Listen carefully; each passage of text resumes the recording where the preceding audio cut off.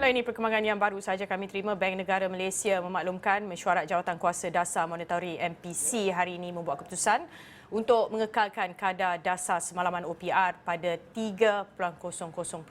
Dan untuk mengulas lanjut terus saja bersama saya pada ketika ini ialah pensyarah kanan Pusat Pengajian Ekonomi Kewangan dan Perbankan SEFB UUM, Profesor Madya Dr. Irwan Shah Zainal Abidin. Prof, terima kasih kerana sudi bersama saya pada petang ini. Pertama sekali, keputusan yang dibuat Bank Negara Malaysia, adakah kita sudah jangkakan kadar dasar semalaman ini dikekalkan pada 3.0% ini, Prof? Saya secara peribadi tidak terperanjat dan saya sememangnya menjangkakan pada ketika ini Bank Negara melalui MPC akan mengekalkan kadar OPR pada 3%.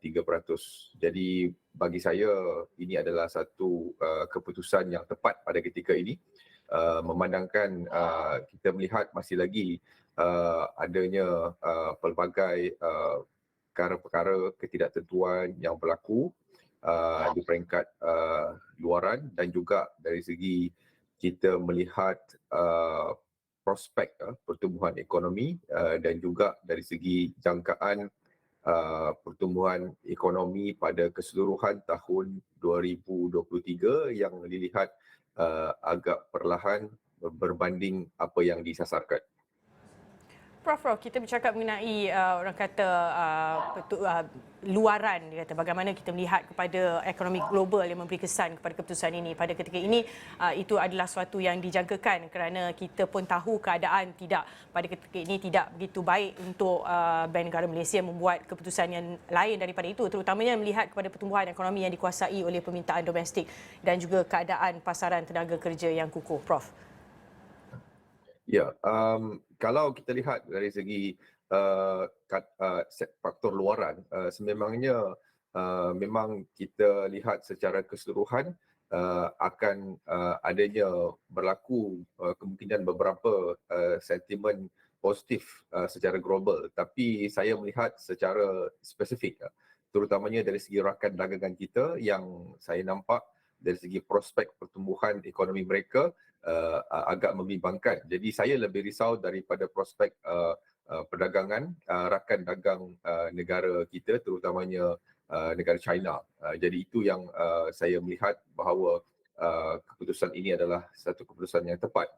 Dan kita juga perlu melihat dalam konteks domestik, bukan sahaja dari segi momentum pertumbuhan ekonomi, kalau kita lihat seperti yang saya sebutkan tadi, tetapi kita juga perlu lihat dari segi indikator-indikator lain seperti kadar inflasi dan juga kadar pengangguran lah. Walaupun kita lihat bahawa kadar inflasi kalau kita lihat pada bulan Disember lepas 1.5%, tapi kita juga perlu faham bahawa keadaan ini sedikit sebanyak juga disebabkan oleh kadar pertumbuhan ekonomi yang agak perlahan, ya.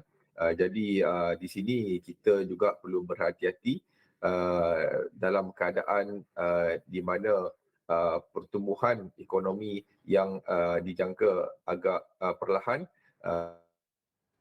inflasi yang rendah ini akan berubah dalam terutamanya pada suku-suku seterusnya tahun ini, kerana kita menjangkakan akan berlaku kenaikan inflasi akibat daripada beberapa bentuk dasar kerajaan, contohnya peningkatan dalam cukai dari segi penarikan subsidi dan sebagainya, dan kerisauan saya adalah apabila ia tidak dipacu dengan peningkatan di dalam pertumbuhan ekonomi kita.